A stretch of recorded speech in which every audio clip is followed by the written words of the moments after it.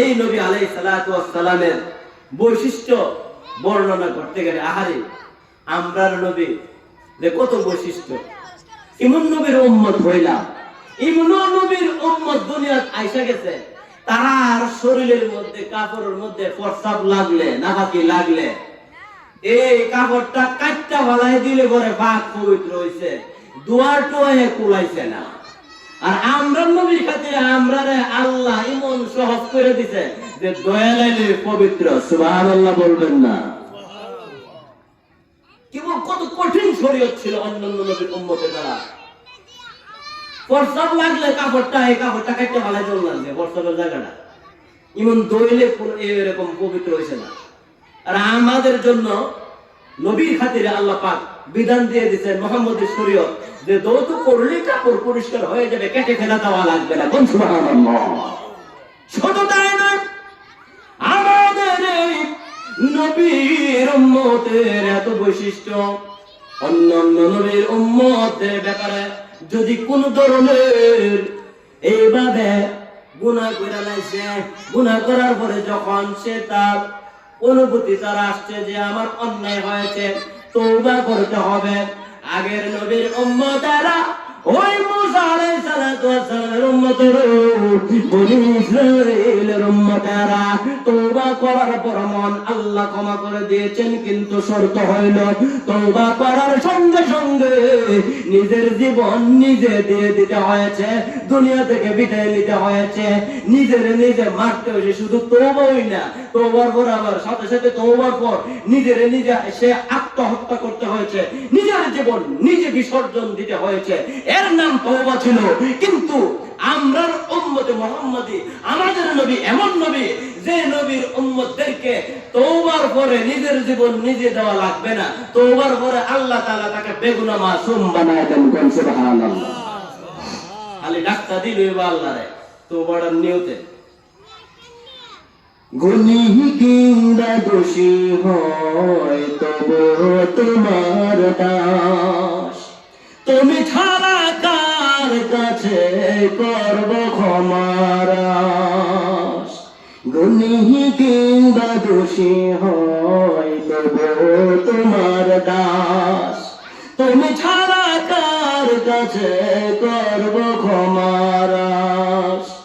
মাওলা ছাড়া তওবা কবুল কে করিতে পারে, আল্লাহ তাআলার মুরিদ, তোমার দরজার গোলাম তোমারি দুয়ারে, তোমার দরজার গোলাম তোমারি দুয়ারে, আল্লাহ তাআলার মুরিদ, তোমার দরজার গোলাম তোমারি দুয়ারে। এইভাবে যদি বিনয়া বিনয়া কান্দে রে মহান আল্লাহ উম্মত মুহাম্মাদকে ক্ষমা করে দিবেন, বিসর্জন দেওয়া লাগবে না, নিজের জীবন নিজে এইভাবে বিসর্জন দেওয়া লাগবে না। কোন সুবহানাল্লাহ। আরে এই শুধু তওবার দ্বারা আমার আল্লাহ পাক রব্বুল আলামিন আমাদের নবীজির খাতিরে উম্মত মুহাম্মাদীকে ক্ষমা করে দেয়, নিজের জীবন নিজে বিসর্জন দেওয়া লাগে না, কত সহজ করে দিয়েছেন।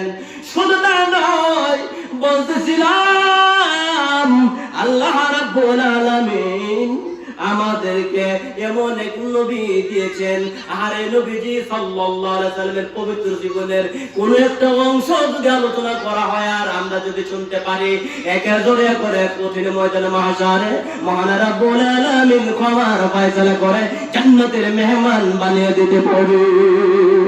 ঠিক কিনা জোরে কর। এই জন্য আমাদের নবীজি সাল্লাল্লাহু আলাইহি সাল্লাম কেমন নবী ছিলেন, মাগরিবের নামাজ আদায়ের পর এইভাবে যে নবী শীতের দিন পাখার কাজ লাগাইতে পারছে, সেই নবীর আল্লাহ আরো কত বৈশিষ্ট্য দিয়েছেন। একদিন মাগরিবের নামাজের পর দেখা গেল মাগরিবের আদায়ের পর মসজিদের মধ্যে এইভাবে আটকা পড়েছে, বৃষ্টির কারণে জোর হাওয়া দমকা হাওয়া, এইভাবে এই বৃষ্টিতে মানুষগুলি জোর হওয়ার কারণে বাড়িতে যাইতে পারতেছে না। মাগরিব থেকে অপেক্ষা করে এশারের সালাত আদায় করেছে, এশারের পরে চিন্তা করতেছে, ওগো নবীজি ইয়া রাসূলুল্লাহ, ওগো নবীজি আমরা কেমন করে বাড়িতে যাব? নবীজি বললেন, তোমরা টেনশন কইরো না, চিন্তা কইরো না, আমি তোমাদেরকে বাড়িতে পৌঁছে দেব। সুবহানাল্লাহ। এশারের নামাজ আদায়ের পর এই মুসল্লিগুলি সকলেই মসজিদের বাহিরে নবীজির হুকুম মতে আসছেন, বাহিরে দাঁড়াইলেন। তৎকালীন ততপিও আকাশ থেকে বৃষ্টি অনলভাবে বর্ষিত হইতেছে। এই বৃষ্টির মধ্যে দমকা হাওয়া এভাবে চলমান। এর মধ্যে নবীজির কথা শোনার পর সঙ্গে সঙ্গে মসজিদের বাহিরে এসে হাজির হয়ে গেল। হাজির হওয়ার পর এবার নবীজি বললেন, উম্মত ও আল্লাহর বান্দারা, তোমরা এবার আল্লাহর নাম নিয়ে প্রত্যেকে যার যার ঘরের মধ্যে পৌঁছে যাও। কিতাবে আসছে নবীজির হুকুম তামিল করতে দেরি রে সকলে যার যার বাড়ির দিকে রওনা হয়ে গেল। এবার ঘরের মধ্যে যায় দেখি সবাই ঘরে পৌঁছলো। পৌঁছে গেল ঘরে, পৌঁছার পর দেখতে পাইলাম একটা মানুষের শরীরে একটা ঘাম বৃষ্টির ফুটা পানি পড়ে নাই। সুবহানাল্লাহ। নবীজি দোয়া করছেন, তোমরা ঘরে যাও, বৃষ্টি পড়বে না। নবীর দোয়ার কারণে এত বেশি বৃষ্টির মধ্য দিয়েও মুসল্লিরা উম্মতেরা ঘরে যাইতে পারলো। একটা ফুটা বৃষ্টি পড়লো না, সে নবীর উম্মত আমরা। সুবহানাল্লাহ।